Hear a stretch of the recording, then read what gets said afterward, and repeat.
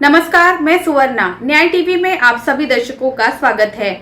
Court roundup की खबरें अब विस्तार से।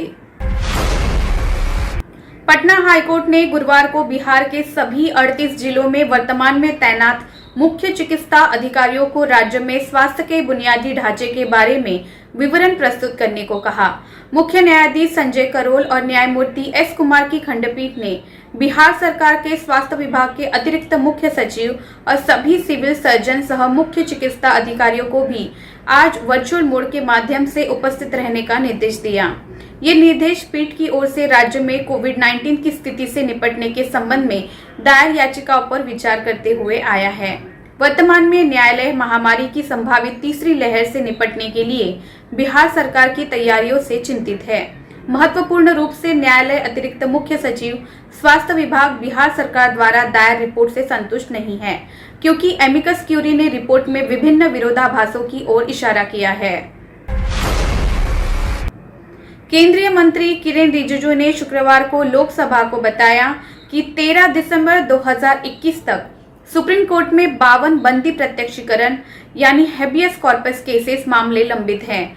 लिखित उत्तर में बताया गया कि देश में हाईकोर्ट के समक्ष लंबित मामलों की संख्या को भी सूचीबद्ध किया गया है। लिखित उत्तर में कहा गया कि 30 नवंबर 2021 तक पंजाब और हरियाणा हाईकोर्ट के समक्ष कुल 396 हेबियस कॉर्पस याचिकाएं लंबित है। वर्ष 2020 तक ये आंकड़ा 412 था। अदालत ने मामले की सभी परिस्थितियों के विश्लेषण और इस रिकॉर्ड में रखे गए सबूतों को ध्यान में रखकर निष्कर्ष दिया कि अभियोजन पक्ष एक उचित संदेह से परे ये स्थापित करने में सफल रहा है कि अपीलकर्ता ने 1 वर्षीय बच्ची को ले गया, बलात्कार किया और उसे घर पर छोड़ दिया।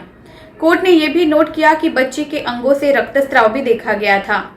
चिकित्सा साक्ष्य में पाया गया कि पेरिनेम में एक घाव था और चिकित्सा जांच के समय भी घाव से खून बह रहा था और हाइमन भी फटा हुआ था। मध्य प्रदेश हाईकोर्ट ने 1 साल की बच्ची से बलात्कार के एक दोषी की उम्र कैद की सजा बरकरार रखते हुए कहा, अगर 1 साल की बच्ची समाज में सुरक्षित नहीं होगी तो समाज में तबाही मच जाएगी। ऐसी घटनाओं से पूरी गंभीरता से निपटा जाना चाहिए। जस्टिस जीएस आलूवालिया और जस्टिस राजीव कुमार श्रीवास्तव की खंडपीठ दोषी मूलचंद की याचिका पर सुनवाई कर रही थी, जिसने अतिरिक्त सत्र न्यायाधीश सेवड़ा जिला दतिया द्वारा पारित फैसले और सजा को चुनौती दी थी। मूलचंद को आईपीसी की धारा 376(2)(f) के तहत दोषी ठहराया गया था और आजीवन कारावास की सजा सुनाई गई थी।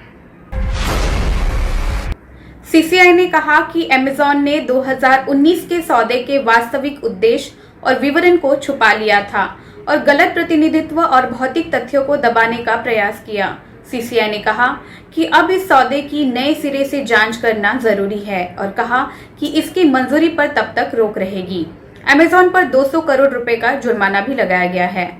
आदेश में कहा गया है, अधिनियम की धारा 45 की उपधारा 2 के तहत प्रदत्त शक्तियों का प्रयोग करते हुए आयोग द्वारा अमेज़न को इस आदेश की प्राप्ति से 60 दिनों की अवधि के भीतर फॉर्म 2 में नोटिस देने का निर्देश देते हैं और इस तरह की नोटिस के निस्तारण तक 28 नवंबर 2019 को संयोजन पंजीकरण संख्या C 2019/09/688 में दिए गए आदेश के तहत दी गई मंजूरी स्थगित रहेगी।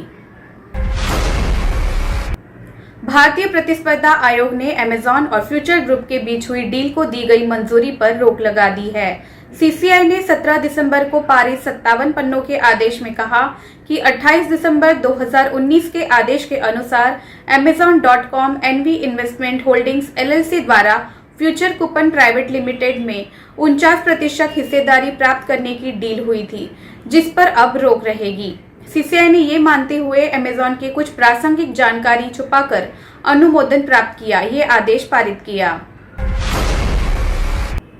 इलाहाबाद हाईकोर्ट ने मंगलवार को जिला पीलीभीत की बाल कल्याण समिति के अध्यक्ष के खिलाफ कार्रवाई का आदेश दिया। अध्यक्ष जुनैद बनाम यूपी राज्य और अन्य मामले में हाईकोर्ट द्वारा निर्धारित दिशा निर्देशों का पालन करने में विफल रहे हैं। ये ध्यान दिया जा सकता है कि जुनैद के मामले में हाईकोर्ट ने अन्य बातों के साथ साथ पॉक्सो अधिनियम 2012 के तहत जमानत आवेदनों के निपटान के लिए निर्देश और समय सीमा जारी की थी।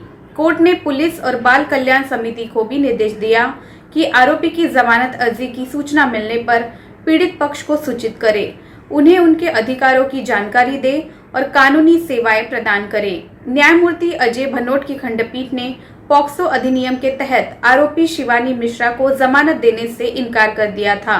खंडपीठ ने कहा कि जुनैद मामले में अदालत द्वारा जारी निर्देशों का पालन नहीं किया गया। उक्त मामले में पॉक्सो अधिनियम के तहत बाल पीड़िता को सुरक्षा की गारंटी दी गई थी। वर्तमान मामले में पीड़िता को सुरक्षा की गारंटी प्रदान नहीं की गई। एक स्थानीय अदालत ने दिल्ली दंगों के दौरान शाहरुख पठान को शरण देने के लिए दोषी ठहराए गए व्यक्ति के प्रति नरमी दिखाते हुए उसे जेल में रहने की अवधि की सजा सुनाई, साथ ही 2000 रुपए का जुर्माना लगाया। पठान ने उत्तर पूर्वी दिल्ली दंगों के दौरान एक पुलिसकर्मी पर बंदूक तान दी थी। अतिरिक्त सत्र न्यायाधीश अमिताभ रावत ने कलीम अहमद को भारतीय दंड संहिता आईपीसी की धारा 216 के तहत दोषी ठहराया था। उस वक्त उसने अपने खिलाफ लगाए गए आरोप को स्वीकार कर लिया था। इसके साथ अदालत ने उसे दोषी ठहराया। कोर्ट ने कहा, दोषी की पारिवारिक स्थिति, उसकी पूरी व्यक्तिगत स्थिति, अपराध की उसकी स्वैच्छिक दलील के तथ्य और इस तथ्य को ध्यान में रखते हुए कि उसके पश्चाताप कार्य पर विचार किया जाना चाहिए ताकि उसे खुद को सुधारने और उसकी भूमिका पर विचार करने का एक और मौका दिया जा सके। दोषी को उतनी ही सजा दी जाती है जितना अवधि वो जेल में गुजार चुका है। साथ ही उस पर 2000 रुपए का जुर्माना भी लगाया जाता है। फिलहाल बस इतना ही। अन्य खबरों के लिए जुड़े रहिए न्याय टीवी के साथ। नमस्कार।